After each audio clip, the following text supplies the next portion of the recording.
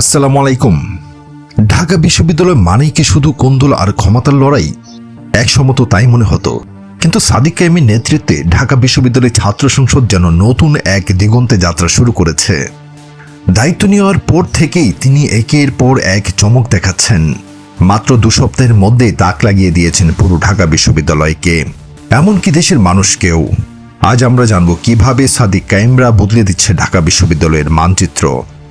VP Sadiq কায়েমের নেতৃত্বে ডাকসু যেন এক অগ্রযাত্রার পাল তোলা নৌকা।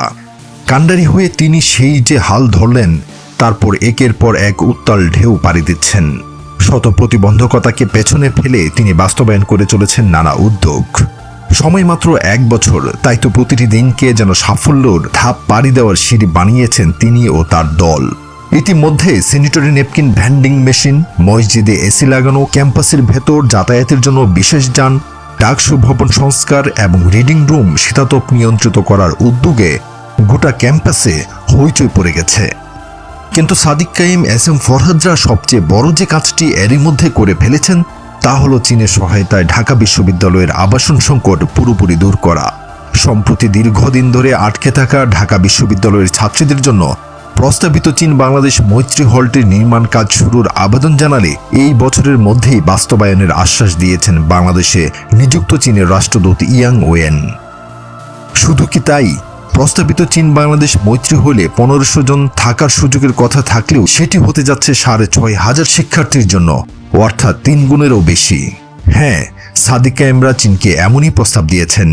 সাক্ষাৎকালে তারা এই একই নামে আরও 2টি আবাসিক হল নির্মাণের প্রস্তাব রেখেছেন, যার ধারণ ক্ষমতা হবে 2500। রাষ্ট্রদূত ইয়াং ওয়েন এই প্রস্তাবে ইতিবাচক সাড়াও দিয়েছেন। তিনি জানিয়েছেন, দ্বিতীয় ধাপে এই প্রকল্প বাস্তবায়নে যৌথভাবে কাজ করবে তাঁর দেশ চীন। এছাড়া বিজ্ঞান ও প্রযুক্তি, স্বাস্থ্য, ক্রীড়া, গবেষণা, স্কলারশিপ এবং সংস্কৃতি বিনিময়ের মতো নানা ক্ষেত্রে পারস্পরিক সহযোগিতা বাড়ানোর আগ্রহ প্রকাশ করেছেন চীনা রাষ্ট্রদূত। ভাবতে পারেন ডাকসুর কূটনীতি কতদূর গড়িয়েছে। এই শিক্ষার্থীরা আজ টের পাচ্ছে সাদিক কায়েমরা এক পরশ পাথর। শিক্ষার্থীদের কণ্ঠে শোনা যায় সাদিক কায়েমের উপর তাদের কতটা বিশ্বাস জন্মেছে। ইনশাল্লাহ সাদিক কায়েমরা আরও একটি সুসংবাদ নিয়ে আসছেন। এরই মধ্যে ইবনে সিনা ডায়াগনস্টিক সেন্টারে সব ধরনের টেস্টে 50% ছাড় পাবেন ঢাকা বিশ্ববিদ্যালয়ের শিক্ষার্থীরা। 10, 20, 30 নয়, একেবারে 50% ছাড়। সব প্রক্রিয়া শেষ, শুধু ছাড় দিয়েই বসে নেই তারা। সাদিক ফরহাদদের ডাকে সাড়া দিয়ে ইবনে সিনা ঢাকা বিশ্ববিদ্যালয়ে ফ্রি হেলথ ক্যাম্প শুরু করেছে। তাও আবার কোথায় জানেন? যেখানে তারা সবচেয়ে কম ভোট পেয়েছেন, জগন্নাথ হলে। একসাথে এত কিছু, যেখানে ডাকসু মানেই কেবল ছিল ঝগড়া, ক্যাচাল, ফেসাদ, সেখানে এখন তৈরি হচ্ছে উন্নয়নের মানচিত্র। সঠিক মানুষ সঠিক চেয়ারে থাকলে কি হয়, তার বাস্তব প্রমাণ যেন ইসলামী ছাত্র শিবিরের সাদিক ফরহাদরা চোখে আঙ্গুল দিয়ে দেখাচ্ছেন। দক্ষতা, যোগ্যতা, অদম্য ইচ্ছা ও দেশপ্রেম থাকলে 1 বছর লাগে না, 1 মাসে সবকিছুর পরিবর্তন নিয়ে আসা যায়। যখন দেশের হাল ধরা অন্তর্বর্তীকালীন সরকার একের পর এক ব্যর্থতার পরিচয় দিচ্ছে, তখন সাফল্যের প্রতিটি ধাপ পাড়ি দিয়ে সাদিক কায়েমরা দেখাচ্ছেন আলোর পথ। অস্থায়ী নয়, তারা হাঁটছেন স্থায়ী সমাধানের দিকে। ঢাকা বিশ্ববিদ্যালয়ের শিক্ষার্থী মাহিন লিখেছেন, ছাত্রদলের ইশতেহারে একটা জিনিস ভালো লেগেছে, সদ্য স্নাতক শেষ করা ছেলে মেয়েদের জন্য আবাসিক হোস্টেল টাইপ কিছু একটা করা, যেখান থেকে ওরা চাকরি বাকরি প্রিপারেশন নেবে। এই টাইপের কিছু করা কি বাস্তবসম্মত, বা এটা কি করা যায় কি না? তিনি বললেন, শোনো, আমরা শিক্ষার্থীদের পার্মানেন্ট সলিউশন নিয়ে কাজ করতে যাই, মানে স্থায়ী সমাধান নিয়ে কাজ করতে যাই।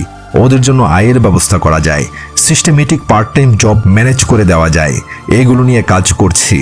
ইতিমধ্যে বিভিন্ন কোম্পানির সাথে কথাবার্তা হচ্ছে, আর এইটা করতে পারলে বাকি সব সমস্যাগুলো ওরা নিজেরাই সমাধান করে নিতে পারবে।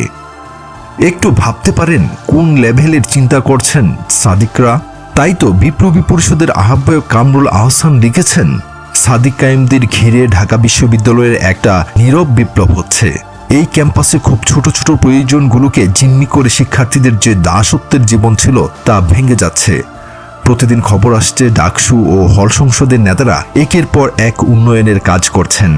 গোটা ক্যাম্পাসে সাধারণ শিক্ষার্থীদের মধ্যে স্ফূর্তি লক্ষ্য করা যাচ্ছে।